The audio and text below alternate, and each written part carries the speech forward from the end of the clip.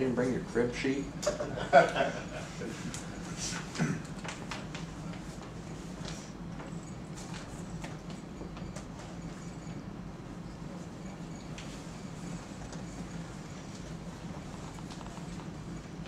Okay, so obviously, Rob has introduced the idea that the tax consequences of today's deals are very much different than 2004. What are today's financial issues? Short sales. Short sale.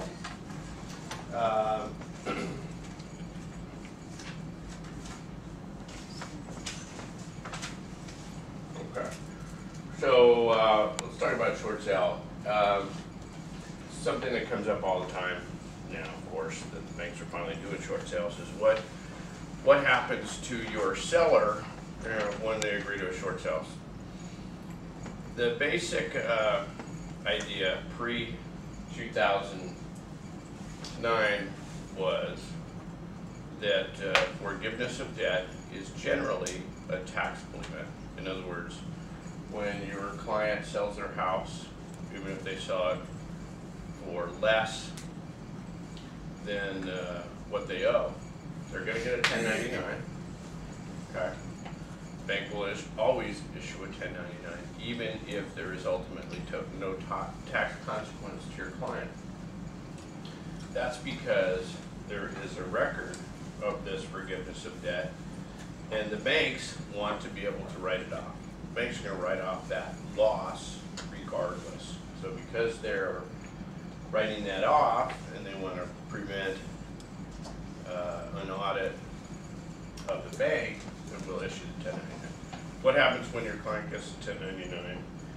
Do they automatically owe tax on that discharge of indebtedness? No. So Andy, why not? Because it depends on what kind of property it was. If it was primary residence, if it was an investment property, the cost basis of that property. If for some reason, they took out cash, it was a married couple and they took out cash upwards of $500,000 on a cash out refinance. Right. If their loss was $400,000, then they're still within the $500,000 realm. So go through those one at a time. The first one is the primary residence. So this year, 2009, it makes a big deal if it's a primary residence. Why? Because in general, a discharge of indebtedness is not a taxable event if your homeowner has more liabilities than they have assets. So in other words, if they are technically insolvent,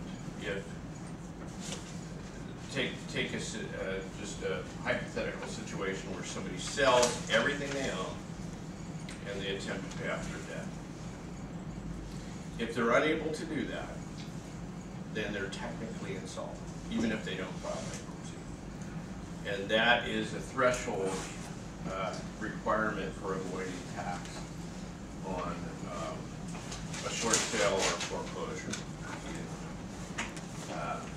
However, in 2009 we got some relief. Okay. Treasury issued guidelines that said that even if you are not technically insolvent, even if your assets, total value of your assets exceed the total value of your debts, the discharge of indebtedness on your primary residence is not a taxable event. Okay.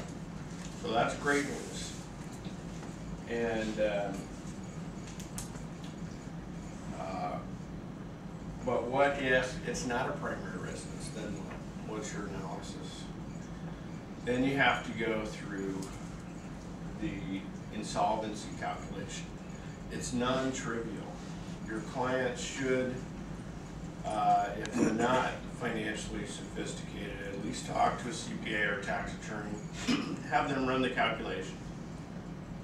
Not something that you can do on the back of an envelope. You've got to get all their assets, pensions, savings, all the real estate. If they own multiple properties, you have to get at least CMAs for every single property.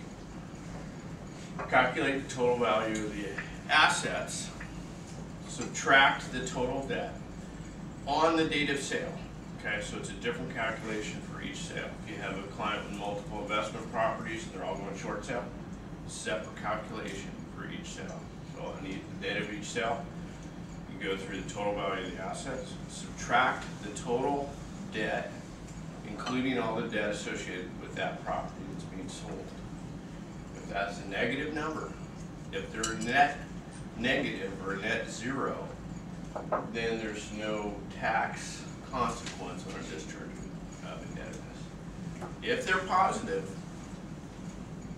then that's a taxable event, and you have to let your clients know. That is a huge issue. And if you don't tell your clients that, or they find out next year when they're filing their tax return, they get a big tax hit, they didn't know about it, very bad news for the realtor. So you have to do that calculation. Hey, Cliff, Yeah. on an investment property, do they look at the property itself as it's sole and separate, basically saying, okay, you know, date of acquisition was this amount, you place, you know, this was the cost basis for the acquisition, say it was $100,000. It was short saled at $50,000, and you took a depreciation over, you know, the next 5 years on the straight line method. As such, they run all those computations in there, don't they, when they find out whether you actually took a capital loss on it or not? Right, so let me just back up then, that's a good point. Two totally different issues are, one, how do you calculate capital gains? Let me just go through that separately. And number two, how do you calculate the tax consequence of discharging indebtedness? Totally separate calculation. The point Andy's making is that in some instances, your client may not be putting any money in their pocket, and they may still have a taxable event. How does that happen? You buy an investment property, your client buys an investment property in, let's say, 2000. And for 10 years, they take depreciation. So they pay $500,000, and what's the depreciation on that? 500. Roughly. Do 550,000 and it'd be 55,000, yeah, a year. And so the cost basis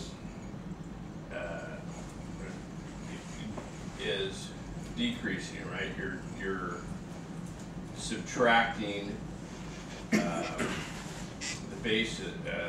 depreciation from the basis each year. So the basis is going down. What does that mean? Absent any other factors, as you take depreciation, potential gain increases, assuming it's a rising market. Okay. So if you got an increase in value for 10 years, plus depreciation for 10 years, potentially a large capital gain. That used to be the biggest problem people had, was how to pay the tax on their enormous gains. Not so much a problem anymore, but certainly for in some cases you will have to run a capital gains calculation as well as a potentially discharge of indebtedness calculation. Deed in lieu foreclosure, roughly the same as a short sale, however, with a big twist this year, 2010. If your client falls under the new Treasury guidelines, in other words, hopefully their bank has taken some money from the government and potentially is under some pressure to follow the new Treasury guidelines.